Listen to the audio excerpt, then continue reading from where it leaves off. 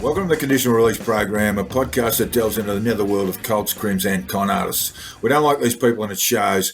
We believe the best way to expose them is to hold them up to a harsh light, point our index fingers in their general direction and mock them mercilessly, take them down a peg or two until they cease to exist in any other form than the shit on our shoes. I'm Jack the Insider, otherwise known as Peter Hoisted for tax purposes. And I'm Joel Hill. This week we are looking into the declining crime rate over the past 20, 30 odd years. I mean, Jack knows a shitload about crime. He's a fucking encyclopedia, knows about criminals and all sorts of horrible, shitty fucking lunatics. As a crime writer and journalist, he's had a beer with some proper nutcases and genuine murderers, but we don't have that kind of gangster culture anymore, and we certainly don't have as many violent crimes around the place. Not like we used to. I've never had my VCR stolen, and I often forget to lock my car. Yes, Joe, but that's because you are a naive fool. There's still crime and plenty of it, but the nature of it has changed, and the stats show our communities are safer than they have been for 50 years for the most part. Some men persist in behaving badly towards women. There are more grifters calling up pretending to be Telstra or the ATO, and organised global crime syndicates are still shuffling drugs and stolen kiddies around the world. But the good news is you're not very likely to be murdered, shot like an unappealing dog in the street anymore. And we'll discuss that and make some very fine hypotheses on why crime is more or less on the way out in Australia in our deeper dive. But we can't right now because the world continues to spin at 67,000 kilometres per hour or 30 kilometres per second, which is fast enough to travel a distance equal to the Earth's diameter in 7 minutes.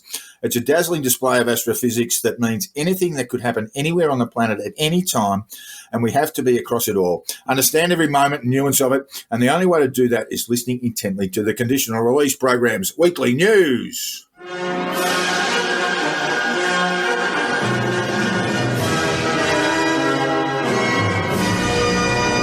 Yeah, Jack, not sure about any of that. I think you've been sort of believing the NASA line a little too readily. I'm in the thrall of big space, yeah. Yes, that's right, yeah. You know the cabal has been lying? Never mind, no, we won't go into that, no. Yes, so we are kicking off the news this week with an update on how our most loved series of lawsuits is going. The Dominion and Smartmatic billion-dollar grifter shifter. Holy shit, it has been a big week in the Dominion lawsuits game. After Rudy Giuliani got served for a $1.3 billion lawsuit by Dominion Voting Systems, Sidney Powell knew her days of financial liquidity were numbered. So, naturally, she went on the lam. And Dominion finally caught up with her after employing a private investigator, or possibly several, to pursue her across state lines, which is like apparently a big deal, and served her the dreaded subpoena. Now, Powell is pleading for more time to respond to the complaint, which I think she's going to need. I think she needs as much time as she can get so she can enjoy the comforts of hot water and shelter. But in a move that boggles the mind, and I guarantee you Joel and I are both deeply boggled, Powell has asked the famous QAnon lawyer, Lin Wood, to represent her. And just like a cheerleader asking the quarterback to the prom, he said yes. Now, I'm not a lawyer, but I do find it peculiar that Lin Wood will be representing Powell when it's only a matter of time before his subpoena is in his hot little hands. How this works, I don't know, but we are looking at one of the most incredible clown shows in litigation history, and Joel and I are looking at it like it's a train wreck in slow motion. We can't look, but we dare not turn away. Yes, we dare not. And in soon-to-be-ruined people's news, Mike Lindell, who we covered a bit last week, fresh on the heels of his new shit show, Absolute Proof, has been described by a Dominion spokesperson as begging to be sued. According to Dominion, they knew he was planning to release Absolute Proof and told him it probably wasn't a good idea. But Lindell, who I'm starting to think is actually completely pilled and believes his own bullshit, released the film regardless, and as it turned out, actually paid for it to be broadcast on OANN as an ad. I feel this is like a loophole, though. Like, OAN running it as an ad with this huge statement at the start, basically saying this is not their views, you know, making some distance from it. I don't know if the Pete Evans podcast offense of these are not my views is really going to work for them. And they might find themselves also begging to be sued in the not too distant future. Now, I personally hope Lindell sells a few pillows in the coming weeks to pay down the inevitable judgment against him. Maybe he can start selling Absolute Proof merchandise, because I would absolutely buy some of that. Yeah. And in the wake of Absolute Proof, which was essentially meant to make Dominion's lawsuits a joke and wake up the entire world to the electoral fraud. Spoiler alert, it hasn't. Another news outlet, albeit a shitty small one, has issued a grovelling apology to Dominion for making shit up about their voting machines.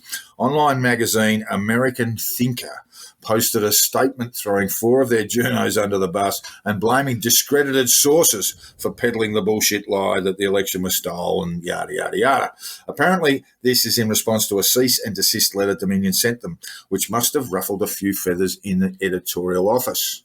Yes. See, Dominion sent the same letter to Melissa Carone, and you may remember her response was to tell Dominion that they can't tell her what to do, and then she announced to run for Congress, and then went on to star in Absolute Proof. And as they would say, beg to be sued. Now, while this was a very wise move on their part to deliver this grovelling apology, Dominion are playing their cards slowly and said to lawandcrime.com, which is like an online sort of law or legal blog, that their immediate focus was on Sidney Powell, and moving forward, they will be looking at others, which is just like such a blanket statement to just instill so much fear. So a lot of people out there should be sleeping very badly for some time yet, but they should take some solace in the fact that it might be a few weeks before their lives are completely ruined. Yes, might take a little while. And finally, in a twist of ridiculous fate, we stumbled upon a fact-checking page that genuinely should never have been built. Apparently, Reuters felt that they needed to disprove the rumour that the Myanmar elections that were held recently as a prelude to a military coup used Dominion voting machines, essentially in a very Trumpian fashion, but executed far better. The military claimed that the election was fraudulent and took over the joint. Yes, you see, military coups are as Myanmar as mohinga, which is apparently a national dish that I Googled. It's like a super fish or some shit.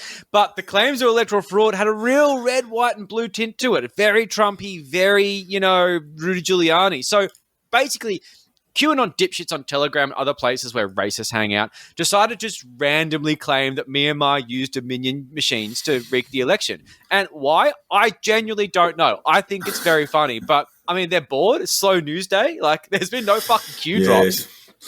And on Sunday morning, Australians woke up to find out that Donald, the great orange one, was predictably acquitted in the Senate, which voted 57 to 43 to convict, 10 short of the 2/3 majority to see the convictions realised.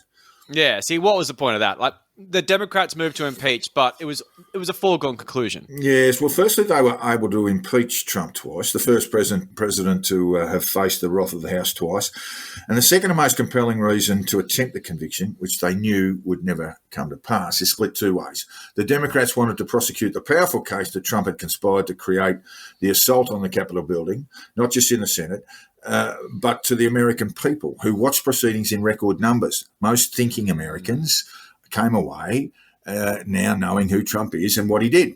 The other reason is to continue to keep the pressure on the GOP and pull away at the schism inside the party, turning it into an old-fashioned split. This hasn't happened yet, but it is on the cards. And Trump is gone as a political operative, and he ain't coming back. That's one thing we know from these proceedings. And that was the Dems' ambition, and in a non-procedural way, it has worked. Yeah, I'd say a lot more people are a lot more aware of what a giant fuckwit their president was. Anyway, in other news, the state of Victoria has commenced a 5-day stage 4 lockdown after a cluster emerged from a quarantine hotel in Melbourne. Poor buggers. It is clear that DHHS in Victoria has fucked up again, but there's plenty of blame to go around. Hotels are not effective quarantine centres, and quarantine is the responsibility of the federal government, who have done nothing about it. Months ago, the Morrison government should have built dedicated quarantine facilities with airlock doors and properly equipped personnel on the outskirts of our major cities, but they have done precisely zero. So when we go looking for someone to blame, yes, the Andrews government sits high on that list. And by the way, wouldn't it have been better for Andrews to accept some level of responsibility rather than try and spin his way through the current shambles? But the feds, and most notably Peter Dutton as Minister for Home Affairs, whose job it is to oversee quarantine, has failed to create real and effective quarantine facilities, rather than the ad hoc shite we have been going on that has been going on in 4- and 5-star hotels in the cities, where quarantiners can see the outside world through the gap in the door of their hotel rooms. Failures everywhere, Joel, and stupidity often follows failures, and that's where we are with our old mates, the anti-lockdown protesters.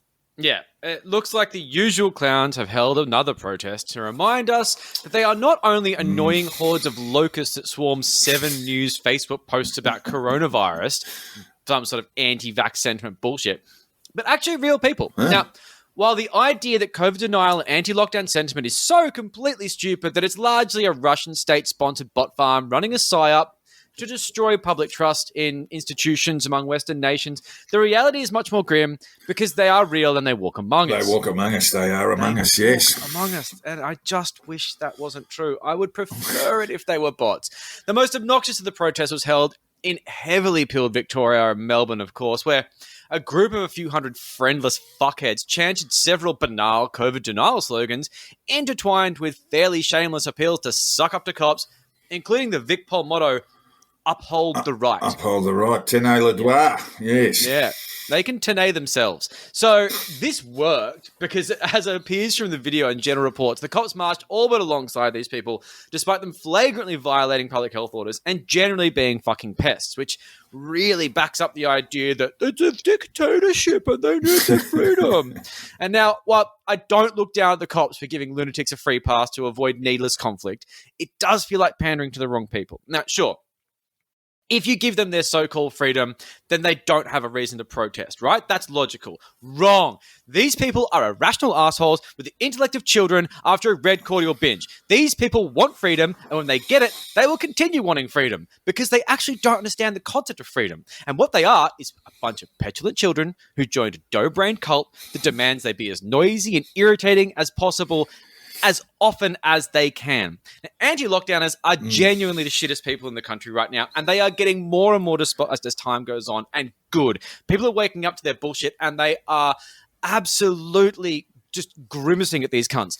Now, the police giving them a free pass and the obvious lack of counter-protest due to the fact the other side of politics aren't stupid enough to gather in numbers during a fucking outbreak and a lockdown.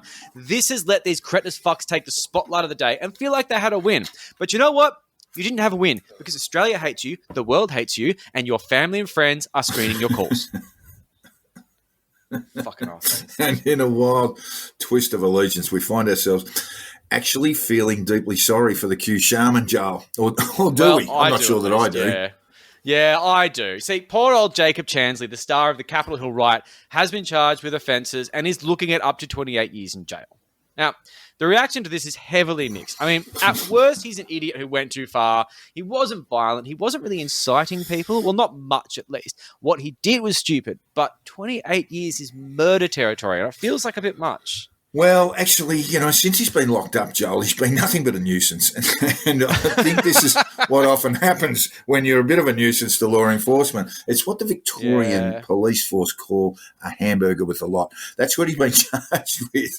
So 28 years may not be his ultimate sentence, but they're making him know that they're pretty serious about getting him. Anyway, they're making an example of him. I do have to wonder how the bearskin suit and horns are going to fit him in 28 years. Yes, he might gain a few pounds or lose, who knows. Yeah. But hopefully his lovely mum, Love you, Mum, has paid for some decent lawyers to get him out of trouble, because the fact that she scored him organic food in jail sounds like she's got some pretty good legal representation. But 28 fucking years? Man, that is a long time. Like, he must be absolutely shitting himself. And I would say feeling very betrayed and just swimming in regret. Like, he's sitting in a dark, shitty cell, knowing that all his mates threw him under the bus as Antifa. Lin Wood, his hero. Oh, you're Antifa. Mr. Wood, I am not Antifa. I am Digital Soldier.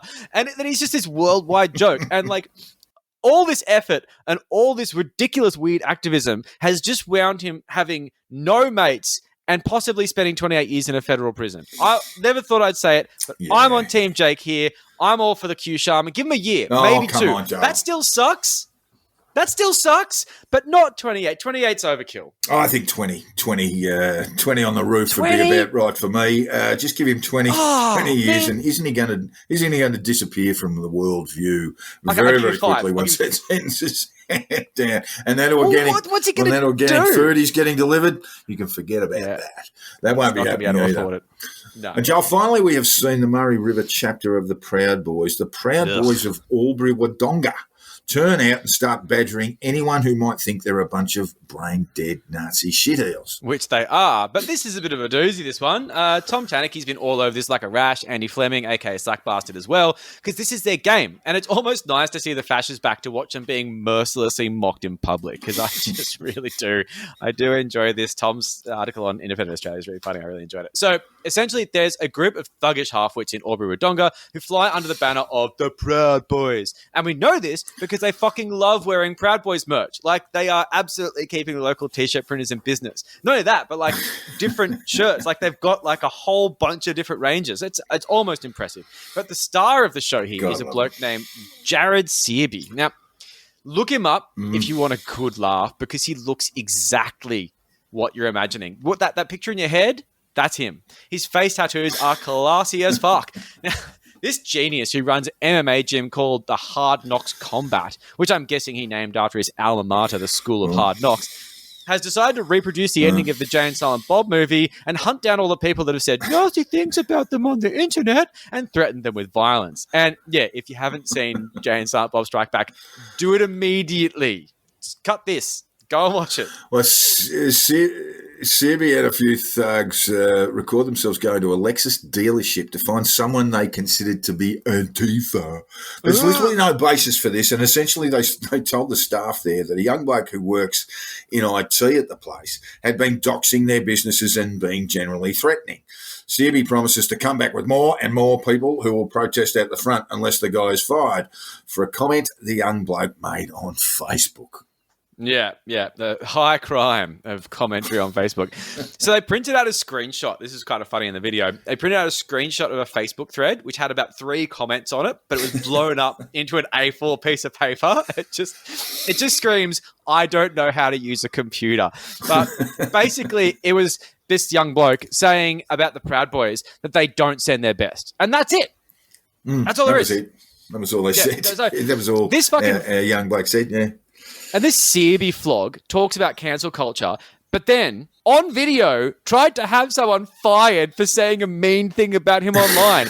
That is what cancel culture is. Someone says something on the internet and then a whole bunch of complete fuck-ups try and get them fired from their real-life job. That is what just...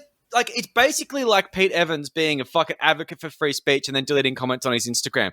How do these people function like this? Walking fucking hypocrites. And after this, there was another example of casual threatening behaviour when Searby tracked down another person who'd made a Facebook comment. Another criminal.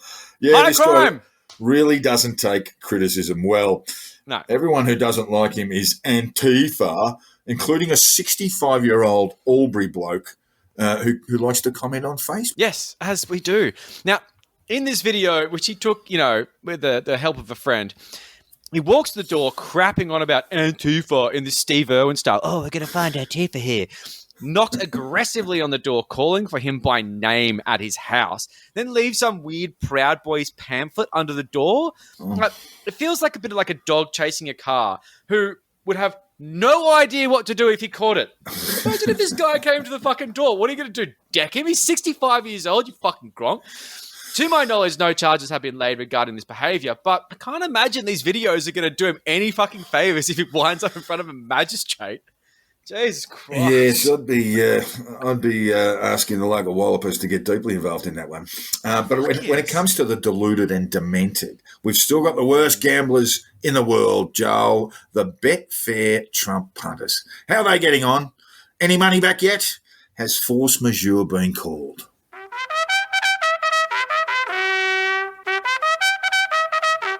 Well, the Betfair punters are moving in and out of the acceptance phase. It's a very sort of, it's a tumultuous time.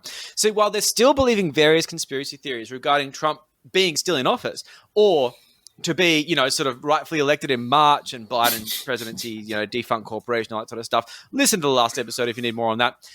It has become all about what a judge would decide in a court case and what to do if the entire thing goes tits up, which is looking more and more likely as time goes on. So tons of people are freaking out. A few of them are trying to make their money back on crypto, which at this point might actually bloody work. I mean, fucking crypto. They might get some. They're bound to get some back that way. Yes. If they don't get completely stooged by a bubble. Anyway, we haven't covered Bitcoin for a good reason. It's insufferable nonsense. But I'm sorry, Jack, watching this acceptance phase has got me in the heartstrings because I'm really starting to feel sorry for some of these guys, man. Really, Joel? Really? Well, they're still holding out, but they're still harassing Betfair with inane questions like, will you pay out if it turns out that Biden's presidency is invalid due to electoral fraud? They've still got some spirit, but you know what? Betfair returns with, they will. They actually will. So if it turns out that electoral fraud, exactly, this is basically like their way of saying, shut up, kid. But they said in the email that they would pay out if it turns out that the entire thing is as they say. Yeah, which is a pretty easy response. So that's just galvanized them. And now they're convinced they're going to be millionaires again. But then the hope very, very quickly falls away. The other thing that I think is really funny about this is that they clearly care more about, they care a lot about their payouts, but what they really want is they want to get their payout and then tell their friends and family, I told you so. That is so important to them. They'll be waiting a while. Unfortunately, the in and out of this process is a fairly final blow to their efforts because the Betfair punters had a coordinated campaign to basically send letters to the Anti-Gaming Commission, and they finally got their response. It's a fairly long email. It's very formal. It's very, it's very official. I'm going to paraphrase it. They basically said, Joe Biden is president, you fucking idiots. And if you want to sue us on that basis, go ahead. But good luck finding a lawyer that will take that turd sandwich on because we have no interest in discussing this further. You fucking gronks. Now, of course, they didn't read this correctly either. They might have paraphrased in their heads as well. So they're now forming a strategy to take legal action. And if this goes anywhere near a courtroom, it's going to be very, very funny. But the rest of the chatter, it's just copium.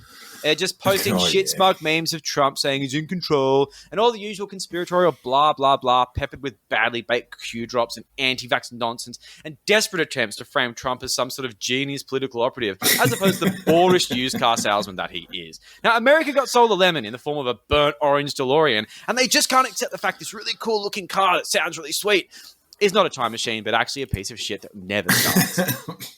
Bless their soon-to-be broke, foolish hearts. God, I do feel for them. Yes. Anyone will tell you there are 7 stages of grief, and the Betfair boys and girls have reached the 6th stage, acceptance. The 7th stage is plotting to murder their parents, steal their inheritances, and piss it up against the wall through the bookies again. But they can't because the Australian crime stats show all is peace and tranquility in the wide brown land, or almost. And we're going to take a look at the astonishing news that Australia has become a less violent, much safer place than it was 30 years ago. It's time for our deeper dive.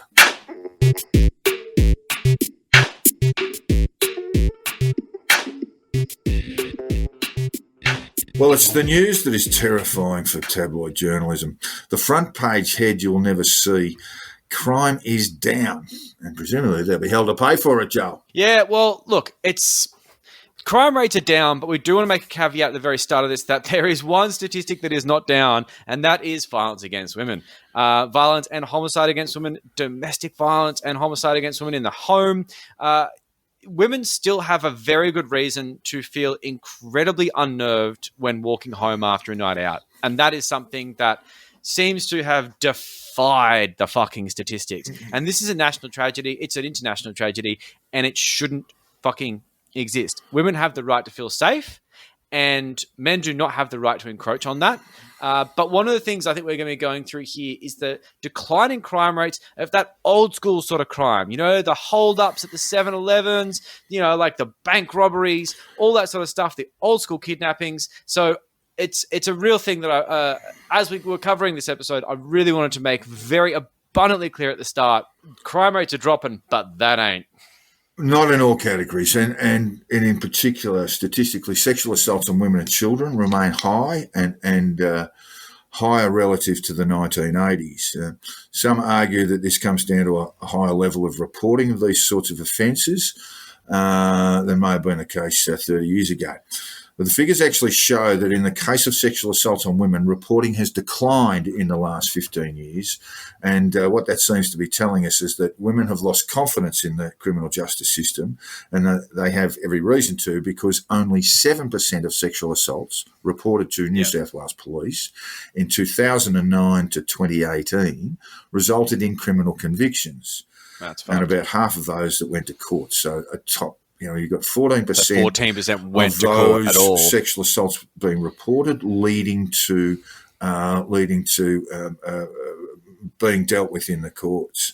And so it's incomprehensible that 86% of women, of those complainants, were fabricating their claims. So we're seeing what we did see for a period of time through the 90s and into the first decade of the 21st century is that we had more reporting and more sexual assaults, and some people said, it's just because there's reporting. But now the reporting has actually dropped, and so we're still seeing very high levels of sexual assault, despite women having lost a lot of faith in the criminal justice system. So that tells us we've still got a very significant problem there. Yeah, and the things that do get reported regardless is, for example, the woman a week dying at the hands of an intimate partner, that sort of stuff.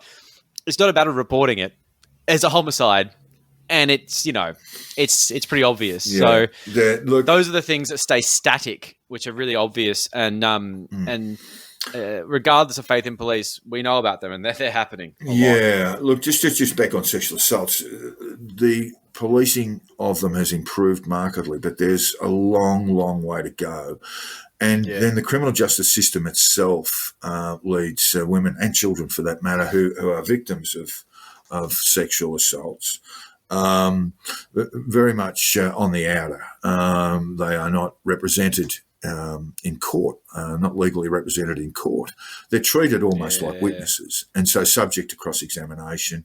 Now we have things. That's not good. We have things like, in an adversarial system like a criminal justice system, there needs to be provision for cross-examination, but I think you can get around that with sexual assault. I believe they changed the law that you can choose not to be cross-examined by your attacker, but you can still get fucking railed by a bloody lawyer. Of course. And then there are little problems in that little system there too, and that your assailant can basically choose to legally represent himself, and that's But that's where you when can it gets get out very, of it. very messy. But anyone who wants to do that is an idiot anyway. But so we do see certain areas of crime going down, and these are areas that need to be addressed within the criminal justice system.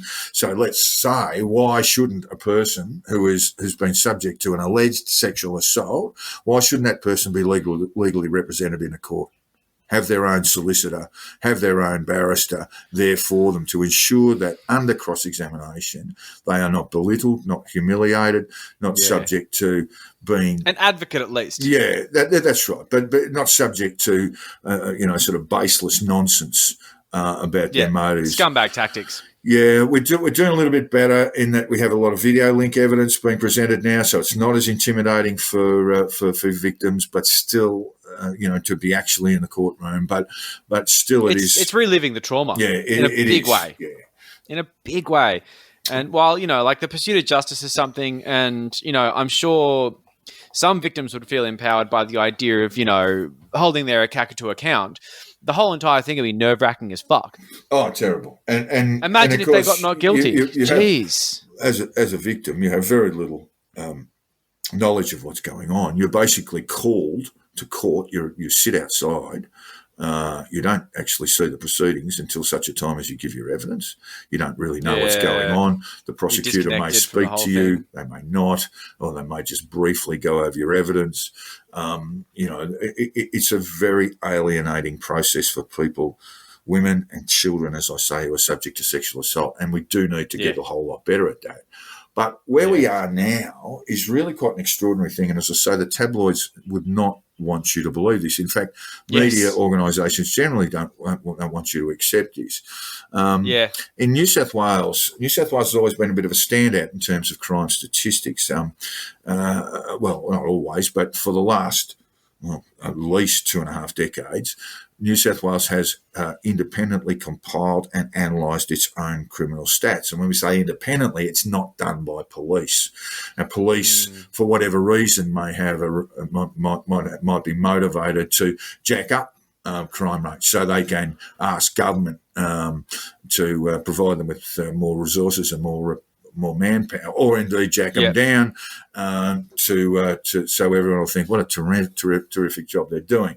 Now, it just recently, Victoria and Queensland have come on board with independent crime statisticians, an office for them, and it becomes a very worthwhile exercise because these figures are not going to be manipulated.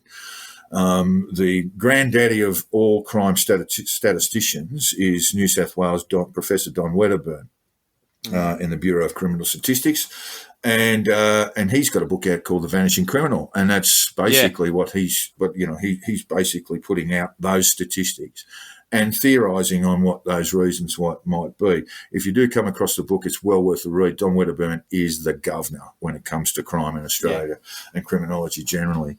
And what he has seen and what we all can see from our crime stats, because they're published, they're public knowledge, and what we can see through our crime statistics for the most part, and with those caveats included on sexual assaults and physical assaults on women and children, what we can see is a sharp decline across a number of crime areas. So murder rates are down at 1972 levels across Australia. And in New South Wales, murder rates are the lowest they've ever been. Now, that's men and women, but they're the lowest they've ever been. And one of the old Tory sort of lines about this is that, murder rates are down because we have advances in emergency medicine that can save people that perhaps 20 years ago couldn't have been saved. And I remember having that argument with Andrew Bolt many years ago. But it turns out that assaults occasioning injury, those sorts of offences, abductions, kidnappings, etc., are down to areas to levels that were last seen in the very early 1970s. Similarly, property crime is down, so burglaries, break and enters are way down. And theft of vehicles, the theft of cars is way down, almost. Yeah, well, cars are harder to steal. Yeah, look, there's in some of these areas there's advances in technology. With vehicles, it's the installation of an immobiliser, which basically means you can't steal that car, or you have to push it onto a trailer. If you're going to pinch it makes it much harder. So technology has got some cause to pay, but there seems to be a diminished intent to commit crime, and so when we sort of think about the reasons for that, it's actually really interesting for anyone who wants to wonder how we get to having better societies, better communities, is to look at these things and say, pat in the back here, Australian community. Here we've got violent crime for the most part in decline, right? Yeah. There are a number of things when we look at the history of crime in Australia and the history of crime events. What we see is the 1920s being the absolute apex, the absolute highest point. And through that decade, there were, higher instances of violent crime, including murder and assaults occasioning injury, that go, that are at the levels that have never been seen since. The next era is the 1980s. And then we're coming out of that now too. So after the 1920s, I should say, and going into the Great Depression, we actually saw crime decline in the Great Depression. And then in the post-World War II era, we saw crime decreasing again and then pick up in the 1980s to have this second peak almost as high as the 1920s. And then since those 1980s into the 1990s, crime for the most part starts declining to where we're really at 1972 levels again. And the theories on this are really, interesting. They'll only ever really be theories, but some of them have more substance than others. Don Wedderburn puts the cause for that, for the rather sudden drop in violent violent crime and property crime, down to a rapid increase of the price of heroin in Australia in the late 1980s, that saw people, rather than go on and commit more crimes, saw people go and get treatment and get off the drug. Now, that's very good reason, but there are a lot of others. Other people will point to the Howard gun control matters, which the gun control legislation, which came in the wake of the Port Arthur massacre, and that in the very early days of the Howard government, that may well be a contributing factor as well. Certainly we can say that the instances of spree killings, which we had a number of prior to Port Arthur, have stopped. I mean... well, they're the guns they took off the street, the ones that reload quickly. Yes, look, that was big it. Magazines, I think pop. There's two ways of looking at gun control in Australia. I would argue that the Howard government legislated essentially to create a black market that would be filled and has been filled. So the people who have guns in our country are generally speaking either cops or criminals, and that's, so it's not an ideal world at all. But with the absence of some guns, what we're seeing is, that argument that advances in emergency medicine. So where you've got a stabbing, for example, stabbing events, again on the decline, but you also have advances in emergency medicine. You're more likely to live if it happens to you. You're more likely to live from a stabbing event now than provided you get to hospital, than you would be 10, 20 years ago. That's an advance of one of the things with the gun control thing, I find the gun laws that are really strong and the strict penalties on it, and this is pure speculation, but that's what I do. You're the stats guy. I'm the look at this shit. Essentially, if you're a crim and you've got a gun, that's a bit of a big deal. Like, you've got a gun, you're going to go down pretty hard for it if you flash it around. Yeah, so you best use it very wisely. The general rule of thumb is possession. Rarely. Possession of a handgun in this country should see you go to jail. And that's why if you've got a gun and you want to use it, you use it for things that are very quiet, that are very out of the way, and you do it in a way that doesn't attract attention to you. So if you are going to do some sort of weird gangland shooting type thing, you're going to do it out in the middle of a state forest as opposed to at, say, Sydney fucking airport, because having a gun on you is going to not do you any favors. Whereas if gun laws were quieter, you'd probably find a lot more yahoos running around with them thinking, if I get caught, who cares? Yeah, look, I suppose there's some element of that. But at the same time, the gun buyback there's an estimate there that about a third of guns were retained. The buyback thing was essentially voluntary, and I know it comes with penalties for having unlicensed firearms, but those unlicensed firearms in the wake of the gun buyback, a lot of those have entered into the criminal world and have been used in various offences. So it wasn't a perfect system is what I'm trying to say. No. But certainly what we can say is that we've had no spree killing events where they tended to occur on a fairly regular basis in Australia, Melbourne and Sydney in particular. And I guess where criminals don't have access to guns, they'll have access to knives. And if they're using knives, you're more likely to survive. So that explains why we have a declining murder rate to a point. There are other things that are really important there. So, I'm looking at three unsolved murders that go back to the 70s and 80s. And this is a far more complicated thing. There are a hell of a lot in New South Wales and in Queensland, in particular, unsolved murders. Some of those are gangland type events, and a culture within policing at the time that said, these guys will catch and kill their own and we'll just leave them go. Yeah. They're doing us a favour. There's certainly that ethos in police at the time in the 70s and 80s. So you see a lot of these crimes that were not properly investigated. But there are other reasons too. Now, we're mentioning New South Wales and Queensland police. in the 70s and 80s, these were the two most corrupt police forces in Australia by some considerable margin. And so where you do have murders, then there is, within that corrupt framework, there is basically a diminished chance for a decent investigation to take place.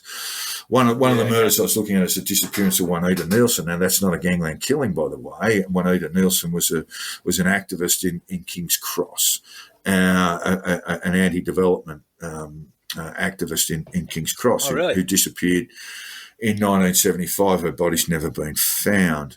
And what the available evidence shows that she was at a nightclub on a Friday morning, around last seen at 11 o'clock. Now, 11 o'clock in the morning, by the way, and big night. No, she'd attended a meeting. That's the available evidence that she'd attended a meeting. So this wasn't she was at a nightclub because she was out and about. No, she was basically drawn in to see some characters, some of whom may well have been involved in her disappearance. Now, when it came to a crime scene investigation, when her disappearance was reported, and genuine fears had to be held for her life at that time, there was no crime scene investigation at the Carousel nightclub.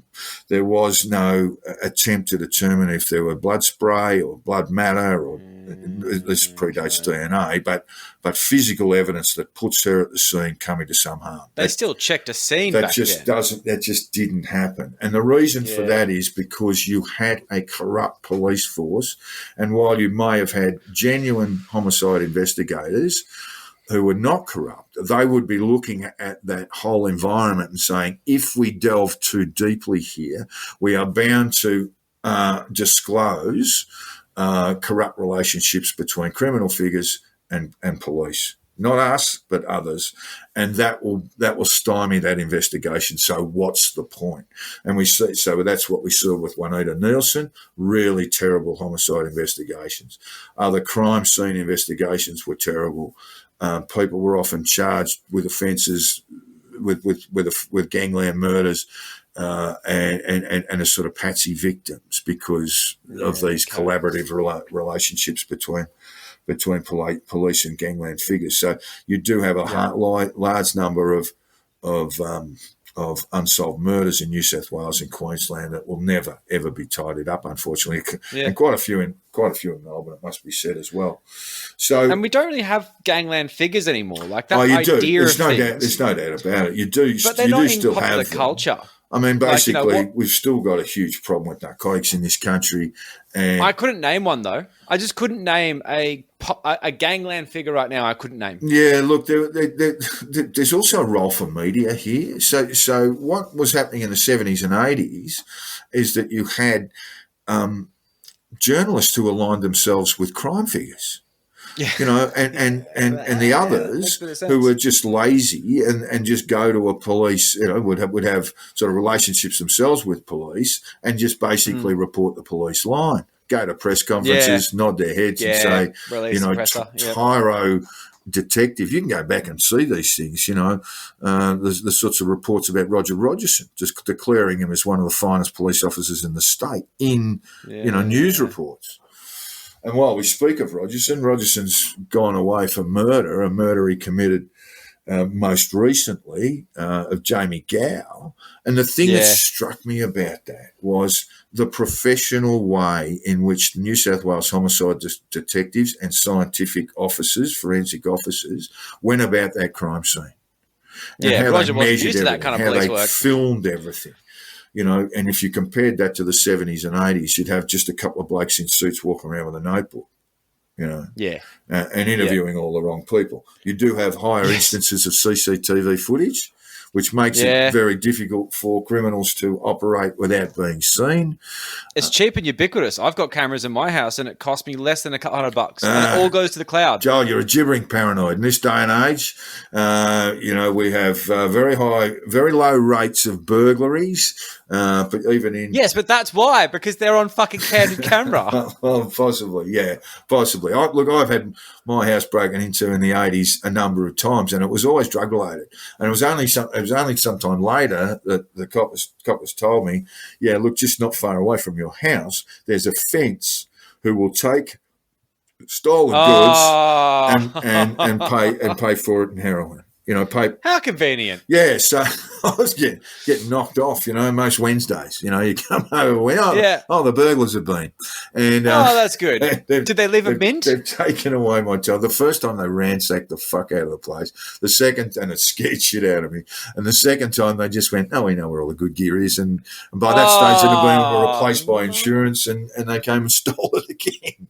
Like Wedderburn was saying that, like consumer electronics so it was sort of more expensive, more exclusive back then. Yeah, they are cheap. They're ubiquitous. It's one of those things where, so if you steal someone's phone, you can get the IMEI number and you can get it shut off. If you steal someone's TV, they're quite large. They're not that heavy, but they're quite large. No, they're not as heavy as they used to be. But you can't get that much money for them. But most houses throughout Australia, regardless of sort of socioeconomic position, are going to have a flat screen TV. So these things... You got to nick something pretty big for it to be worth it. Yeah. So, the ideas of doing B&E, the first thing is, property crime almost always related to drug addiction. And we have less of that now. We do. Yeah. Someone said to me the other day, look at, what about crystal meth? And I said, well, if you've got criminal intent and you take crystal meth and you're up for 4 days, you're going to commit some crimes, right? There's no doubt about that. Yeah. You're probably going to commit a lot of vehicular offences. You're probably going to commit some property and probably personal. So we do still have a problem with that. Meth is actually pretty cheap. As bang for buck, it's pretty cheap these days. That's the other thing. This is that's a drug that doesn't rely on a crop cycle. It's a drug that can be made in a suitcase. It's brought a lot from China these days, and they just bring in tons of it. Yeah. I mean, and obviously great risks themselves, because if they get caught in China, look out. Yes. You may not have any hands. Yeah. So we see part of, the big part of the reason is we have a higher, much more professional police or law enforcement environment. And so where we do have those collaborations between statisticians and police, they can say, all right, so here's an area where there have been a large number of assaults. And we talked about the area up around Oxford Street, corner of Burke and Oxford Street, where there were a hell of a lot of assaults being committed. And then you just throw police resource at it. You have cars coming past, you have policemen on foot, and what happens is those little hotspots of crime stop. Then you could say, you're just moving them on to somewhere else, but the statistics say no. That's not what's happening. So it's not as if we have no crime, but we have declining crime in this country, and it tells us probably more, that there are a whole series of causes for it: more professional police, advances in technology, advances in medical treatments. But we're also quite likely better communities now than we were in the 1980s. But we probably care a little bit for it. We can afford to give ourselves a pat in the back every now and then. Yes, every now and then. Yeah, this podcast is not famous for giving out nice, congratulations to people. So it's good to do it now. And of course, well done, humanity. This is nightmare stuff for the media, right? What are we going to do? Yeah. I mean, there used to be current affair. We'll have to go back to tradies. This plumber takes long lunch breaks. Filipino television repair guys. I mean, there are no television repair guys anymore. No. They're all out stealing them from houses. So we do see all these sorts of things. One of the other theories, and it's certainly worth considering, is that abortion law reform, and it coincided in the United States with Roe v. Wade, as it did in Australia. You had abortion law reform across the states and territories in Australia, and 20 years later, you start seeing decreases in crime. It makes a lot of sense, because having less unwanted children around means that those unwanted children are not going to find their way on the sort of criminal treadmill. So that as makes we a lot covered of in the sense. Monster Factory, So, the Borstal system back in the day was responsible for some of the most vicious sociopaths. Yeah, we have improved in those areas. It's not great, but by gee, it used to be terrible. So anyone who went to the through Monster Factory episode. Yeah, that's right. You have a listen to that. Anyone who went through that system and that sort of youth detention system in those days, the Borstal system, based on the British Borstal system, it was a real struggle to break that cycle of crime. Those people, were basically traumatized someone. They got nothing to lose. Well, they just taught people that they were never going to be victims again. That other people would be victims. So we have changed things for the better across those things in those areas too. Our prisons, which is also good for humanity as well. Better. They're not great, but our prisons are a little bit better than they used to be.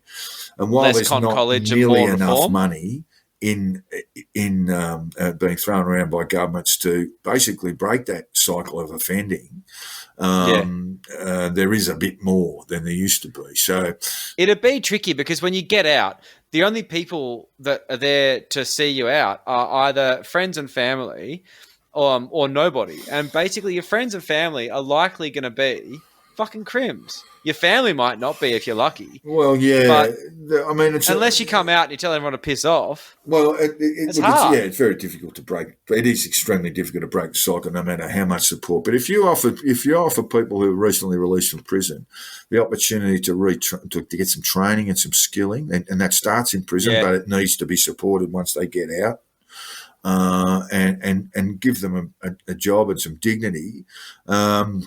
Then you can turn them around. I mean, we basically saw this with some of the rehab schemes in Victoria that unfortunately were shut down, and then what we saw from that was that back to sort of normal rates of offending. So there are all sorts of reasons why we have reduced crime for the most part in Australia. The 1970s and 1980s was also a sort of the era of the counter jumper. That's the armed robber. I mean, not a day go by in those times. I'm old enough to remember it where there wasn't an armed robbery somewhere, and generally a bank. Oh, you're so young. Yeah, look, I don't remember any of that because that's the sort of thing like we see that in movies and it seems so fanciful and it's so funny to think that was that sort of reality. But when I look at old newscasts and things with those old boxy cars and people wearing skivvies and shit, that sort of early 90s fashion. And you think of the armor guard guys getting done. You think of banks getting done. You think of shops getting done. Often extremely violent. It just seems so rare. People terrified. And, of course, the armed hold-up stuff almost stopped overnight with the invention of these screens at banks that just go straight up. And we should have seen on video a few counter jumpers who didn't realise that technology had caught up with them and trying to hurdle the desk and just getting caught on the basically disemboweled by these screens that pop up. They're pretty fast, and they just get stuck there. So and then the cops would just yank them out and that'll be it. Yeah, so those and then 15 years later they get out of jail. Yeah, so that's right. And armed robbery offences would come with long jail terms, So that's, technology basically caught up with them. So bank jobs weren't getting done. And we see it all the way to this day and age where armed robberies, the most likely place you're going to see an armed robbery is a service station, and it's not going to be with a gun. And there's no cash anyway. Like they've got all those little time suck things. One of the things that actually Don Wedderburn was saying, which is interesting, is that pawn shops, like you had that fence near your place that was giving out heroin for consumer goods. Apparently, and I'm totally ripping this off from his appearance on Late Night Live, but essentially there was a real time sort of online index of goods coming in and goods going out. You've got to show ownership of the goods when you're selling it to a pawnbroker. And basically, pawnbrokers just aren't what they used to be. It used to be cash converters. And basically, cash converters was a way of saying, I'm going to convert that TV you stole into heroin. And then it turns out that now you've got to convert that TV you stole into a giant, like book of evidence against you just in case that the cops come knocking. Like, and it's like online in a database. And at the same time, you can buy a flat screen TV for $500. You know, so you know we're at that thing that's sort of in relative terms might have cost you $3 or $4 grand. And so, totally, you know, these things are less sought after because people can afford them. And and also you tend to ask, where did this come from? You know, like there's a few raised eyebrows when it comes to this sort of stuff, even with Gumtree and eBay, which makes reselling things arguably easier. I mean, at the same time, it's sometimes a little bit tricky. And you see, there's been reform on the water side as well, where a lot of crime, a lot of theft took place. Oh, you mean like the ports? Yeah. So, you know, you've got those, they're almost like military operations now. I mean, the idea that you could knock anything off in back in those days, you know, I mean, basically you could sit down with a thief and say, it was generally a dock worker, and say, you know, can I have one of those and 3 of those, you know, but that's not happening anymore there. So there's all these sorts of things that cut across this. And I don't think the docks are completely over. Perhaps no. But perhaps the most important thing is that we are moving inexorably towards a cashless society, and that means all our wealth is stored on the internet. You know, basically in bitcoins, but no, just access to our bank accounts. In bank accounts and things like that. And we're just becoming tapping and going and. Yeah, and certainly with COVID, we've actually that whole cashless thing has become accelerated. Yeah, which is making, like, you know, your usual suspects lose their fucking minds. But don't worry, cash still exists. But, you know, they were looking at legislation, I'm not sure if it passed, to illegalize the $100 note transactions over $10,000 in cash. Oh yeah, and look, that is. I mean, you can't. You're prohibited from doing that now. You can't do it. Is it? Yeah, that actually did go through. And they also, but they haven't done it. They're also looking at dropping the $100 note out of currency because the tax evader. They figured that was the way, you know, a lot of the black economy essentially operated. It's not that hard. You could just store 250s. I mean, come on, it's not. Well, at some point, you're going to have to put them in the bank. That's the thing, you know. So if you've got $12,000. Look, you know, we know that there are failures in terms of, you know, banks and government authorities looking at the movement of cash because it's so huge that basically, you know, but nevertheless, if you're in the business of putting cash in your account, you will be limited to $10,000 a day now, and there'll be no way you can really get around that. Certainly doing it automatically through an ATM teller where they have various machines now that will take your cash, and that'll say, you know, if you put 1,000 in and say your limit is now $9,000 for the rest of the day. So and you know and that's the A-Track thing or OzTrack or whatever it is. You know, like they had that thing with the there's a lot money of bullshit going in. Yeah, there's a lot of bullshit through OzTrack. Sort of stuff. I mean, the economy's so big you can't monitor $10,000 transaction every $10,000 transaction. It seems insane. There was that big controversy with Combank not doing that. And I get it. A lot of people were just putting money through these ATMs and not really being accounted for. But at the same time, I do have not much sympathy for big four banks, mind you, but I do see it being quite difficult to manage all of that. The Smurf scams where you'd have a lot of foot soldiers putting in $9,900 into an account with cash, and you had a number of people doing it through a number of banks, and you can move money fairly quickly that way. But if you ever fell under investigation, that stuff is going to look extremely obvious, right? Absolutely. And so we get to this point now where we're almost at a cashless point, and so what criminals want to do is. What criminals have always wanted to do is part you from your money, and the best way to do that now is through online scams. Yeah, that's one of the things that's in a real growth thing. Wedderburn basically said that it's online scams and child porn, charmingly enough, but like basically when it comes down to it, you've got these ATO calls, you've got these like, you know, we're calling from Telstra, we need to take control of your computer. These calls work. Yeah. There's also love scams.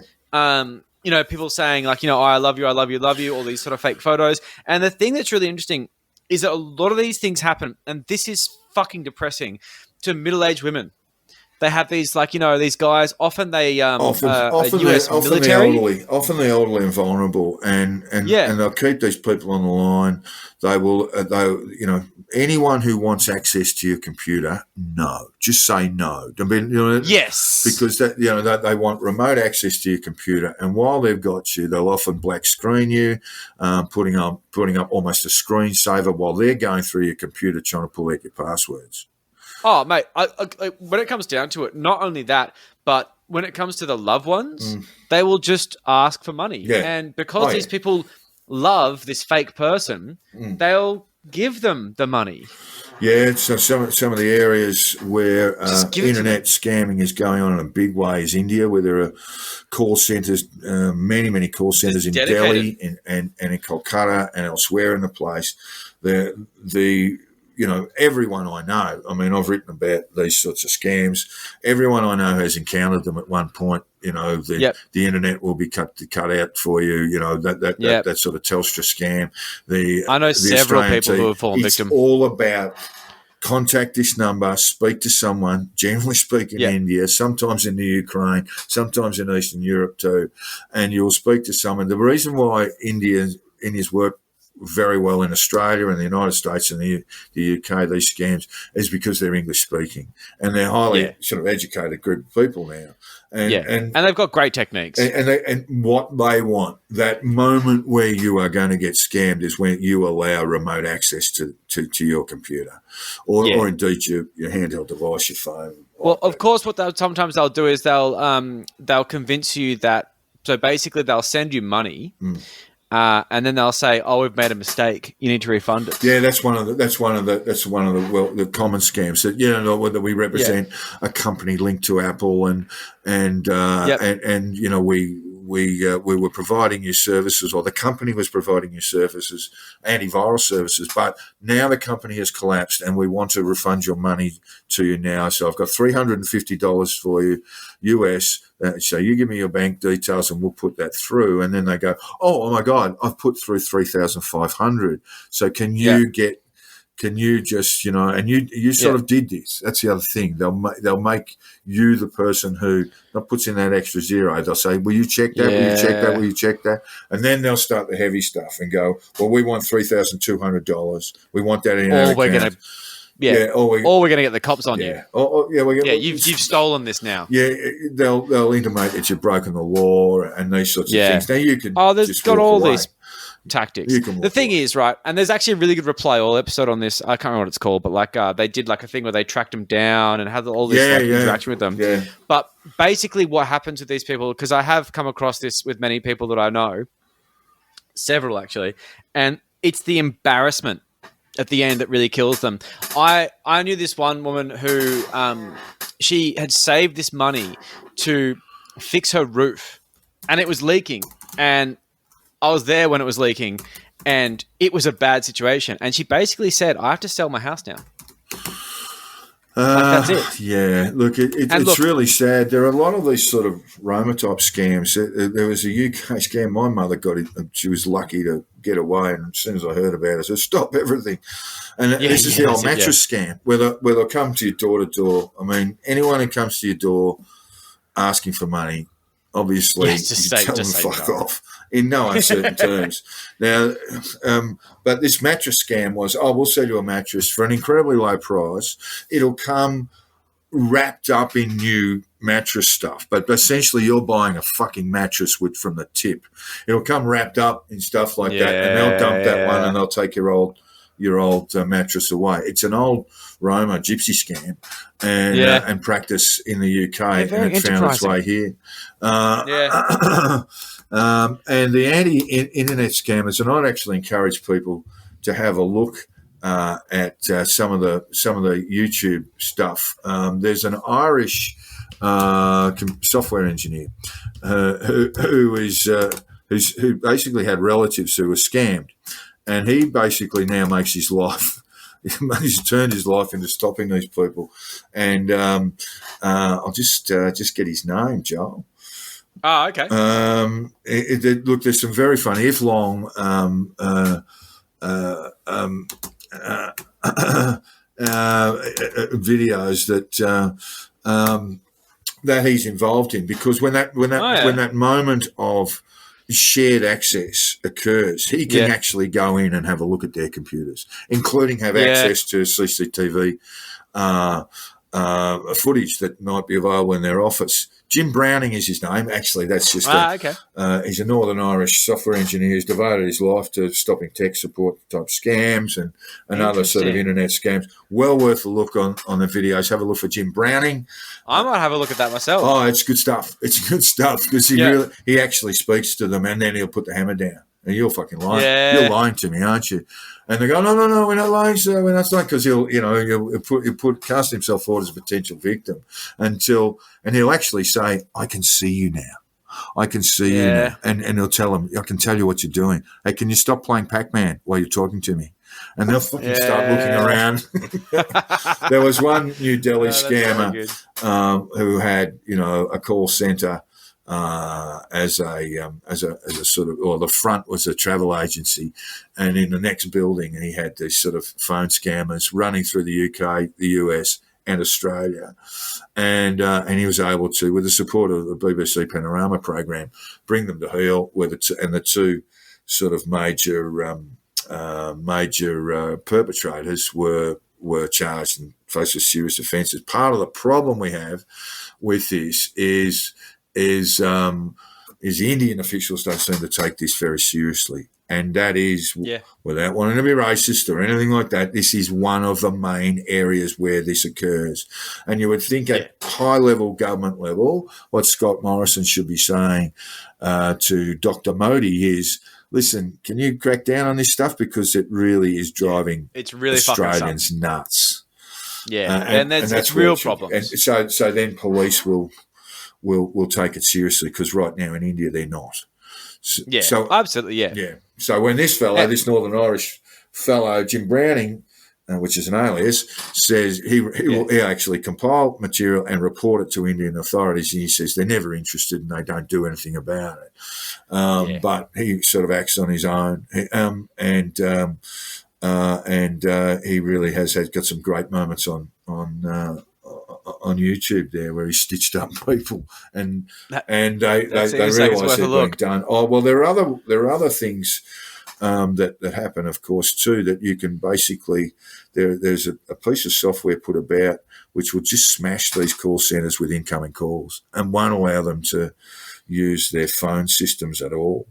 That's like a denial of service sort of attack. It's let's face it. Yeah, it's like they can rise like a phoenix on that stuff. They can change that very, very quickly. Very, very quickly. It's pretty funny watching it happen live. Yes. No, I must say that would be quite enjoyable. And sometimes they use sort of chat room sort of stuff and just bombarding their chat rooms.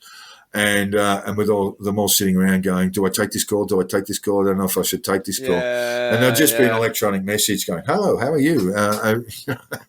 And all this sort of incoming thing. And they actually have to shut down their phone services. These are on 1-300 numbers or 1-800 numbers, which actually cost them.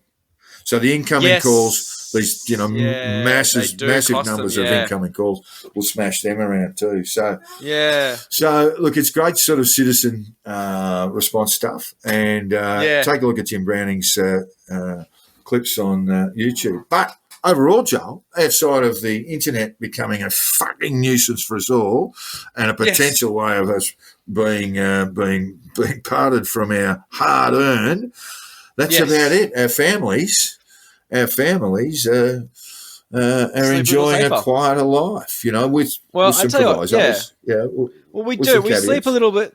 We sleep a little better, but there are many who don't, and this is one of the things that, alongside the violence against women aspect, which is sex traffickers, organ dealers, all these sort of real bottom of the barrel cunts. And one of the things that really irks me about these dickheads is chances are these motherfuckers own Bitcoin, and that shit has just gone up tenfold. Bitcoin, I mean, anyone who gets involved in any Bitcoin or any other sort of platform for digital cash has to understand, should appreciate that that particular currency is inveigled in organised crime syndicates. That is not a good investment for your cash. QAnon kids are pumping money into Bitcoin because they think that they're going outside of fiat currency and the ones run by the Russian mob and Drangheta and these assholes saying they're saving the children. Criminal syndicates, and they just made kiddie traffickers so much money by pumping Bitcoin. You fucking idiots. Who are also involved in child and sex trafficking. Fucking morons. But also, those guys are going to sit on the profits, as Bitcoin goes up and these other sort of currencies and go look, up. The bubble bursts and things like that, blah, blah, blah. But what I'm really getting at... The bubble will burst and these crime syndicates, members of these crime syndicates, they will not lose a cent. It's just they won't care. It's just the idiot investors who are going to get stitched up. It's only a matter of time. The whole thing, keeping digital currencies together, is organised crime. Yeah, that and also right-wing lunatics who think that there's a global currency reset coming and they're trying to make their money. At some point, they will be separated from their money. I like to think so because I do not like these people. But the one thing that I'm saying here is we do have a scourge of behind-the-scenes crime that's very active, which is the sex trafficking, the organ sales, and that general sort of scumminess. As Wedderburn was saying explicitly on the Late Night Live, child porn is going up. Like, the industry of that is going up. So while crime rates go down and we do sleep well at night, there are certain people who are sleeping under lock and key in brothels. Yeah, that's true too. When we talk about child pornography, I've spoken to a number of Australian Federal Police officers who've gone to houses with search warrants and made arrests. And the people who have purchased child sex pornography, often the most vile staff, answer the door and say, We've been expecting you. Really? I mean, I simply do not understand the pull of that material, but we see routinely these markets, these traffickers in this material get pulled up, and it involves arrests of hundreds and hundreds of people worldwide, police officers, teachers. Yeah. It's just it's hard to understand it. And when they purchase it, they almost know that they're going to go for it. Yeah, that's the weirdest thing about that. That's compulsive behaviour right there. So look, let's not kid ourselves. There is still an enormous amount of crime, and there are organised crime syndicates now who have never been better prepared and never been better resourced. And so we're still seeing a lot of really appalling offences going on. But overall, our families, at the end of the day, when we look at our families, and you say, well, for the most part, they're in better environments now. Yeah, and we do sleep better and we do feel less terrified leaving our houses for a few days, going up north and not coming back to see that our VCR and our collection of late show videos have been stolen by miscreant junkies looking for a bit of a laugh and a bit of a shot.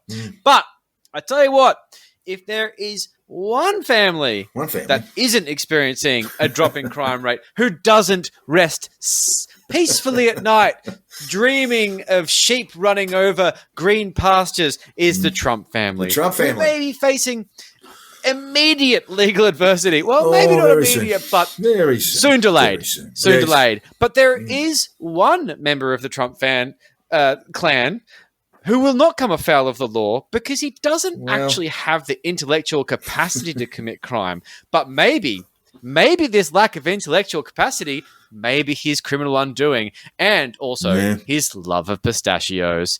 But he's not a criminal. He's just a very good-looking boy. He's a good-looking boy. Trump. It's like he's like a bastard on Father's Day.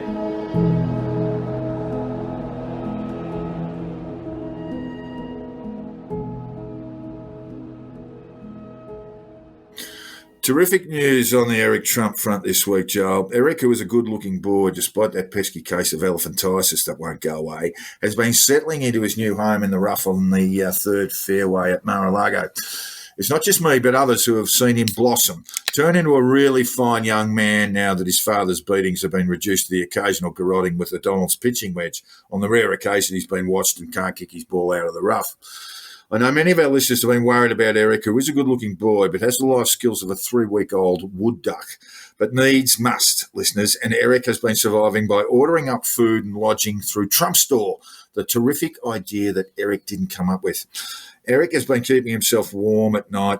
Those southern Floridian nights can get cold in the autumn months by covering himself with not one but 3 Trump velvet throws, $120 a pop, prompt delivery for a modest fee. And Eric has been getting by eating Trump Store's peaches, 2 packs for $12. They're delicious.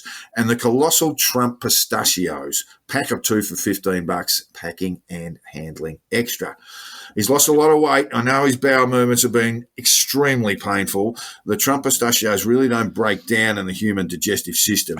But Eric's never looked better because he's been lathering his eyeballs with the Trump Diamond Extreme Eye Cream. $225 for a 10ml tube. What a bargain. Ask us about our urgent delivery to the door courier costs. Eric can't see and may now be legally blind, but he's on his way, but he's on his own now and making his way in the world without the support of his dad. Love you, Dad. Love you, Dad. Which is technically true. But sadly, Eric has been making all these purchases on Trump Store using his dad's Love you, Dad. Love you, Dad. Credit card.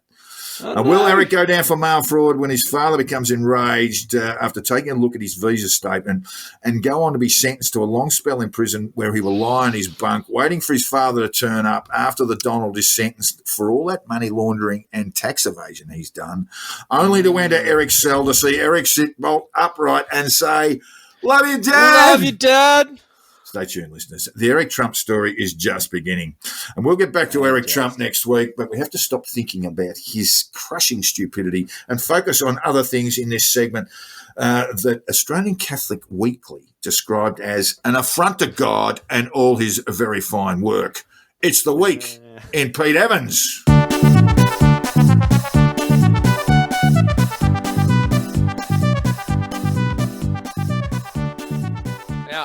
It has been an absolutely huge week in Pete Darrell Evans. Or should we say, Joel, or should we say the Honourable Pete Evans? Yeah. Well, I don't think we will, to be honest. Well, what is it, like 15% he needs? It's not looking good.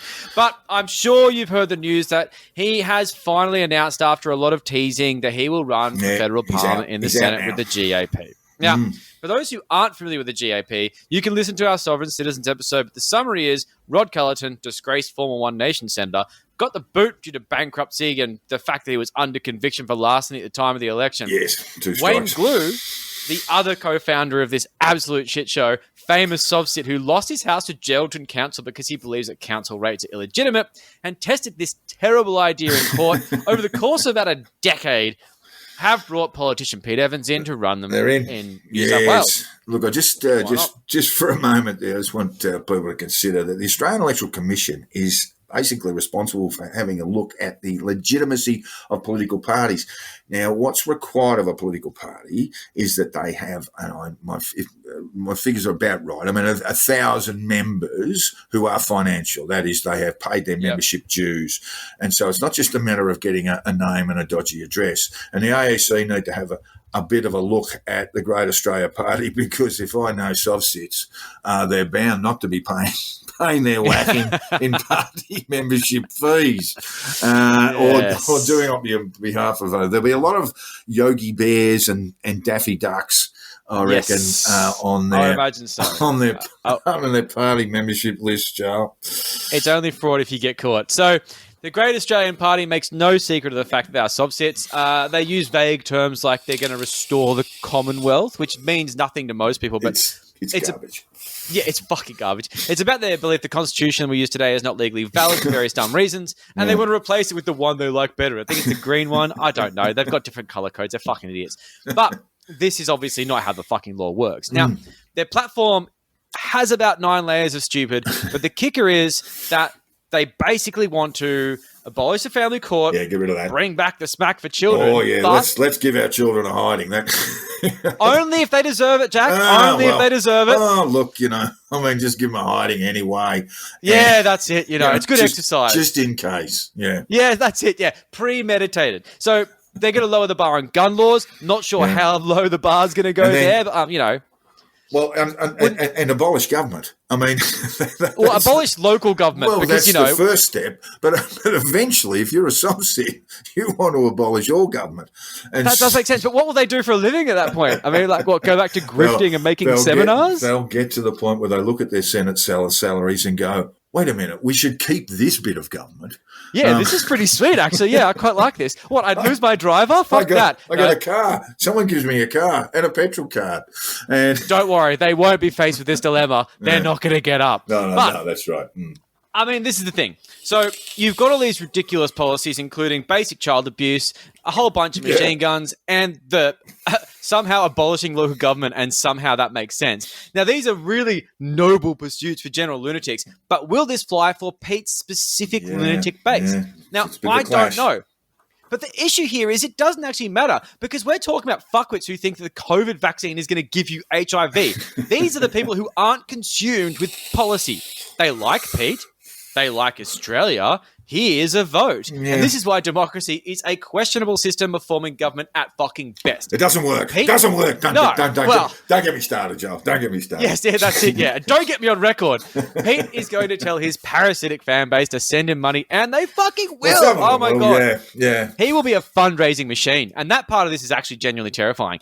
But the more funds he raises, the bigger a target he becomes. And the big fish in this pond often tend to float to the surface when they start poking other fish with threats of electoral success. Yeah, look, I mean, I just want to being a fundraising machine is a completely different animal when you've entered into politics. People are going to think of him differently. Even some of his devotees are going to go, politics, I don't care about politics. So that's where the money will drop off, I would imagine.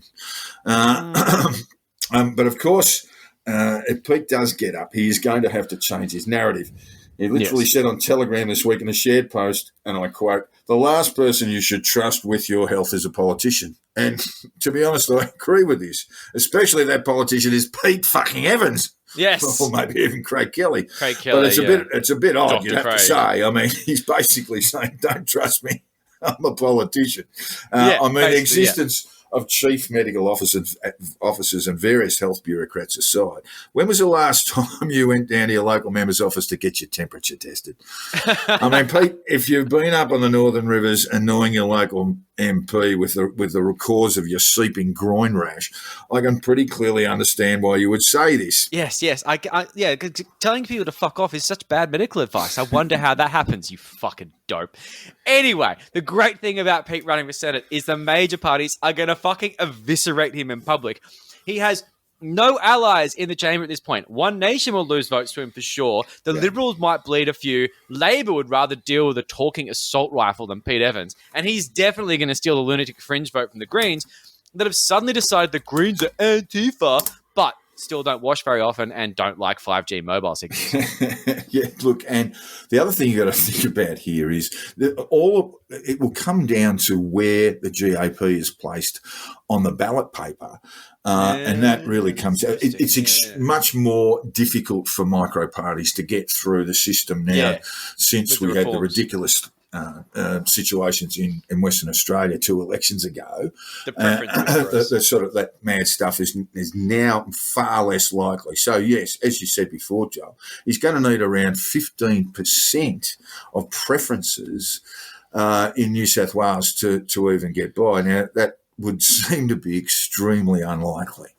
Yeah, I'm thinking more like 5. What you will see is some of the parties will look to see where he might preference them, and there may well be a sort of battle over One Nation preferences. The Libs might even have a hey Pete, how you going? Whip us up some activated almonds, and we'll talk about preferences. So there might be a bit of wheeling and dealing going on there, but generally speaking, not much, I wouldn't think, given his antecedents, given Pete's record so far. Yes. And so I think he's going to battle to get those sorts of votes. I'd be surprised if he gets more than 2,000 preference votes. That I'll go on the record to say that.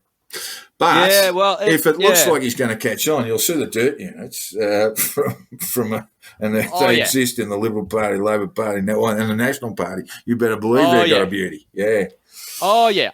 Holocaust denier and Nazi ads are going to flood social media, and he's going to find it very difficult to handle. Because you see, listeners of the show will know all too well that Pete Evans is a very fragile narcissist. He has either spent a lot of time or actually employed someone to delete comments and block anyone that disagrees with him on social media.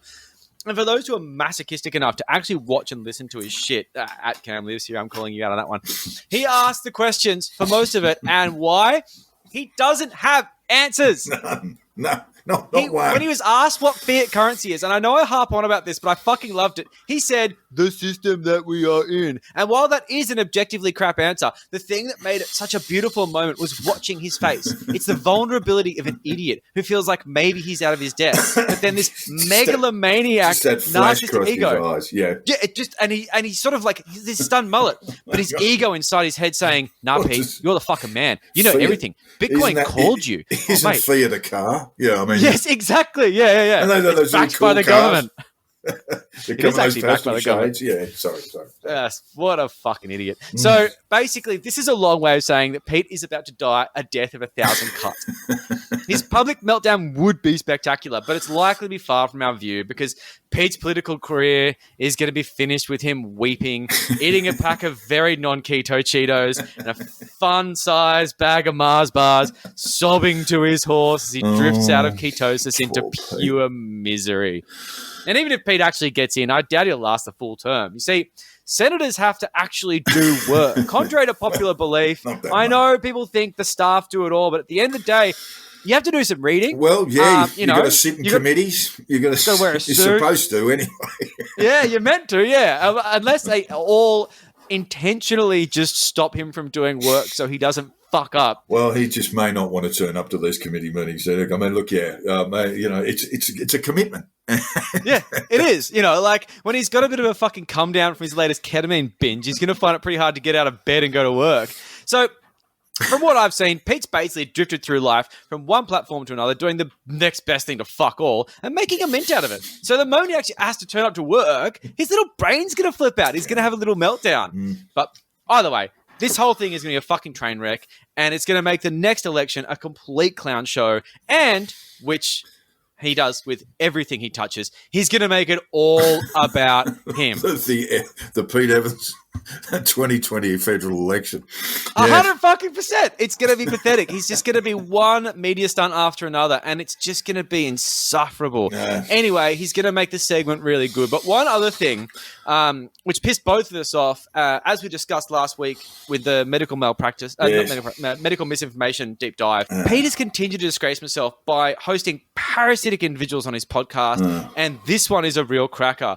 Pete Evans interviewed Dr. Robert O. Young, and they always use the middle initial if they want to seem important. Yeah. Like, oh, yes, well, I have an initial. That's sort of medical legitimacy by popping in your middle initial with a full stop after it. I'm pretty sure he's not able to practice anymore because he's convinced people not to get cancer treatment and sold them his own miracle cure of bicarb soda or some shit. And unsurprisingly, several of these people have died. Yeah, so Jack wrote a column on this on the Oz in last Friday. Basically, it wasn't paywalled when I clicked on it. It could be worth another shot, but it's a great article. Look, yeah, and basically what we're saying, part of the problem is the California legislature have created basically the Homeopaths Act, which has made life a lot easier for scumbags like Robert O. Young to operate and less likely to convict them of offences. Young has been running around for a long time saying he was a doctor. He isn't. And he has basically dragged people, as you said, Joel, away from chemotherapies to basically have their bodies filled with bicarbonate of soda by infusion, by intravenous infusion. Just bizarre stuff. Not going to necessarily hurt you, the bicarb infusions, but going to do nothing for you. And if you've got cancer that's proceeding into metastasis, then you're just wasting time with this clown. He routinely charges around about $55,000 US for treatment of people. He will urge them to stop having chemotherapy, and he's done that on a number of occasions that we know where people have gone on to die, and including on one occasion where he was sued successfully for $1.5 million, and he was locked up for several months in a California prison system for pretending he was a doctor, which is what the Californians have got left to basically prosecute him with because of their silly ass homeopath act.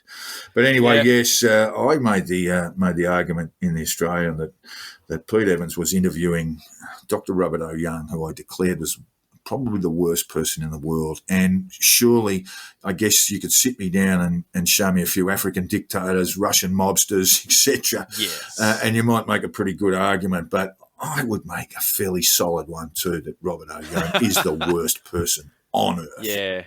Yeah, I think we could do without people like that. And how about we don't elect people that enable his bullshit on fucking platforms? Here's a good idea. Here's some advice that's worth taking to the bank. Yeah. Now, I know, Joel, you want to thank Cam? Yeah, well, look, he's a bloody endless source of useful stuff for Pete. Yes, so indeed. I think G'day, it's Cam. good to give a bit of a nod here. If you want updates on what Pete Evans is up to, and God knows why you would, especially during the election period, @CamLives here on Twitter is a terrible, masochistic individual who he spends a lot of time looking at Pete, so we don't have to. Videos. So others don't have to. Yeah, and God bless him for doing that. Good on you, Cam. Yeah.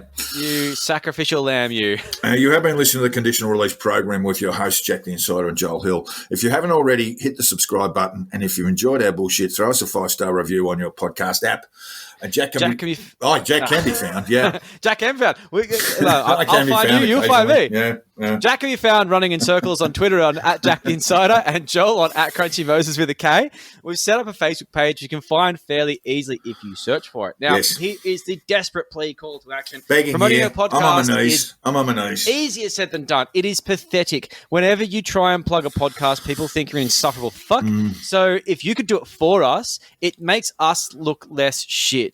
So if you could share this episode or a past episode, that would be fantastic. Yes, we'd really appreciate it. I've seen a few people do it on Twitter, and God love them. But yes. Yeah, thanks, guys. Really appreciate it. Any bit of support is welcome. And finally, all feedback, tips and death threats should be sent to the Conditional Release program @gmail.com. We would love to hear from you, even if you're trying to distract us while your mates break into our homes, steal our tellies, and smear their shit all over our walls. Thanks, listeners. No. We'll catch you next week. Don't steal my Water Rats DVDs. Bye. I have got a season on Water Rats. I've got it on the shelf somewhere. Oh, there it is. Yeah, I've got season 4.